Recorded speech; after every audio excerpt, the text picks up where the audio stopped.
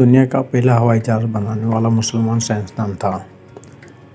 ابو القاسم عباس بن France وہ عظیم مسلمان سائنسدان تھے جنہوں نے دنیا کا پہلا ہوائی جہاز بنا کر اڑایا۔ عباس بن فرانس ایک موجد، مہندس، طیارچی، حکیم، شاعر اور موسیقار، طبیعیات، ماہر فلکیات اور کیمیاء دان تھے۔ وہ اندلس، موجودہ اسپین کا پرانا نام ہے، کے شہر رند میں 810 میں پیدا ہوئے اور بعد میں قرطبہ میں رہائش اختیار کی۔ عباس بن فرانس بربنسڈا اور جنوبی اندلس کے ضلع تقرنا کے باشندے تھے۔ انہوں نے اپنی تمام عمر قرطبہ میں بسر کی اور اپنے علم و حکمت کی بنا پر اس زمانے کے عظیم ترین سائنسدان کہلائے۔ ان کی ایجاد اور اختراعات بے شمار ہیں اور اگر انہیں اپنے زمانے کا نابغہ کہا جائے تو بے جا نہ ہوگا۔ عالمی کارنامے: ابو القاسم عباس بن فرانس علم، ریاضی، شاعری، طبیعیات، پراسرار علوم کے ماہر اور پیچیدہ گھٹیوں کو سلجھانے میں یکتا تھے۔ انہوں نے قلمی چٹانوں کو توڑنے کے لیے مشینیں بنائیں اور تال ترازو بھی بنائی۔ اس کے علاوہ آبی گھڑی بھی بنائی، کرسٹل بنانے کا فارمولہ بنایا اور اپنی تجربہ گاہ میں انہوں نے شیشے اور مشینوں کی مدد سے ایک ایسا پلانیٹریم بنایا جس میں لوگ بیٹھ کر ستارے، بادلوں کی حرکت اور ان کی گرج چمک کا مظاہرہ دیکھ سکتے تھے۔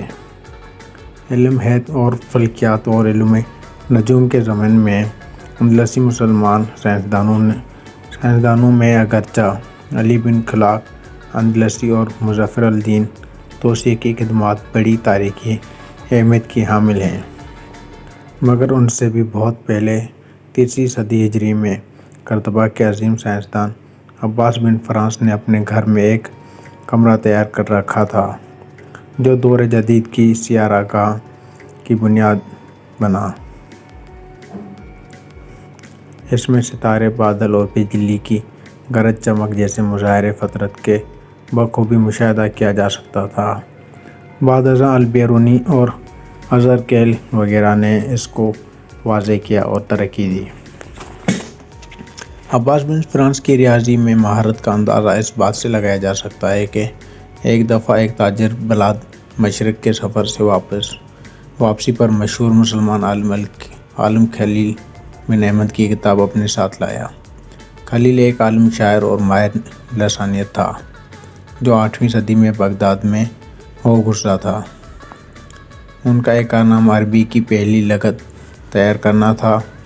انہوں نے شاعری میں علم، عروض اور حسابی تخطیط کی بنیاد ڈالی۔ یہ کتاب اسپین میں بالکل نئی آئی تھی اور کوئی اس کے مندرجات سے واقف نہ تھا اور نہ اس کی تشریح کرنے پر قادر تھا۔ چنانچہ یہ کتاب ابن فرانس کے سپرد کی گئی۔ وہ اسے لے کر ایک گوشے میں چند ساعت کے لیے بیٹھ گئے اور اس کے بعد انہوں نے اس کتاب کی ریاضیات، ترکیب اور مطالعات بڑی وضاحت سے اپنے حاضرین کو بیان کیے، جسے سن کر وہ ان کی مہارت اور یادداشت پر شدید رہ گئے۔ کارۂ نمایاں: ابو القاسم عباس بن فرانس کا سب سے بڑا کارنامہ تاریخ میں پہلی انسانی پرواز ہے۔ وہ گھنٹوں پرندوں کو محو پرواز دیکھ کر انہی کی طرح اڑنے کا خواہشمند تھا۔ انہوں نے کئی برس پرندوں کی پرواز کی ٹیکنیک یعنی ایروڈائنامکس کا بغور مطالعہ کیا اور ایک دن یہ اعلان کیا کہ انسان بھی پرندوں کی طرح اڑ سکتا ہے۔ جب اس عظیم سائنسدان کے ناقدین نے اس کا مذاق اڑایا تو اس نے اپنی تھیوری کا عملی مظاہرہ بذات خود کرنے کا اعلان کر دیا۔ عباس بن فرانس نے پرندوں سے 2 پیر سائز میں اپنے وزن کے مطابق تیار کیے اور ان کے فریم ریشم کے کپڑے سے مند دیے۔ پھر قرطبہ سے 2 میل دور شمال مغرب میں واقع امیر عبدالرحمن الدخیل کے بنائے ہوئے محل رضا کے اوپر واقع ایک پہاڑی پر چڑھ کر کئی سو تماشا بینوں کی موجودگی میں چٹان کے اوپر کھڑے ہو کر دونوں پر اپنے جسم کے ساتھ باندھ لیے तमाशाई बड़ी हैरत और ताज्जुब से ये सारी कार्रवाई देख रहे थे। उनका ख्याल था कि अभी इसी कोशिश में इस पागल साइंसदान की हड्डियां तक सलामत नहीं बचेंगी। अपनी तैयारियां मुकम्मल करने के बाद इब्ने फ्रांस ने तमाशाइयों की जानिब एक नज़र देखा और फिर पहाड़ी से छलांग लगा दी। वो अपने परों की मदद से हवा में कुछ देर तैरता रहा और पहाड़ से कुछ फासले पर वाक़ एक मैदान में बाहिफाज़त उतर गया। अगर जब उसकी कमर उतरने के दौरान दबाव की वजह से थोड़ी बहुत मुतासर हुई। उस वक्त उसकी उम्र 65 या 70 बरस बयान की जाती है।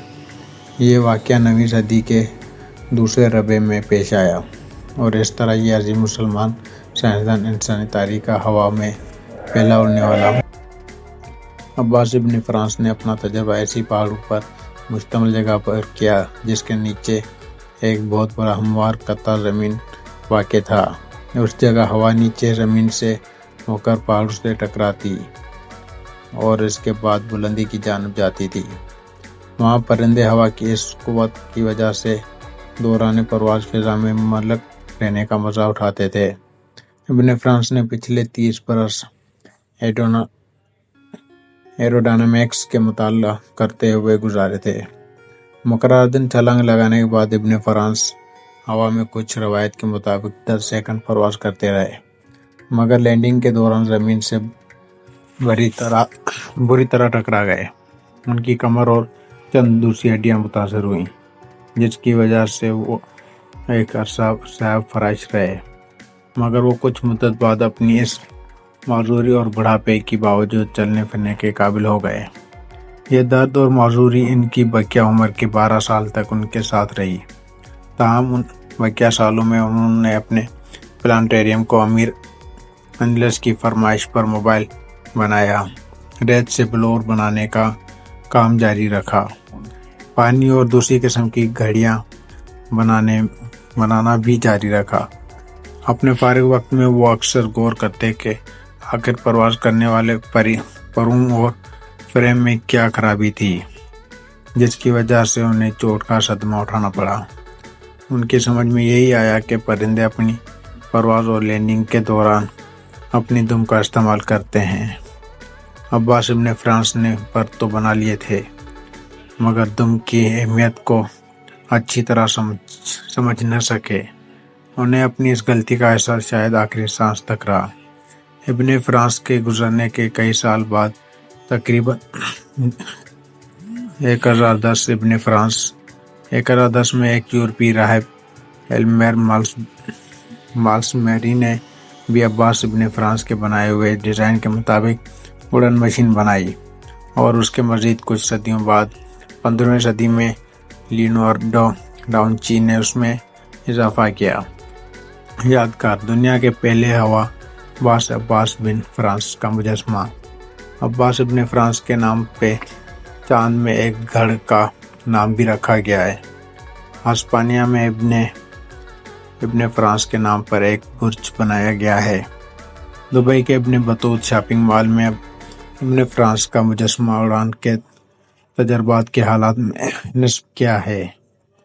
हिस्पानिया में इसका मुजस्समा बनाकर नस्ब किया है।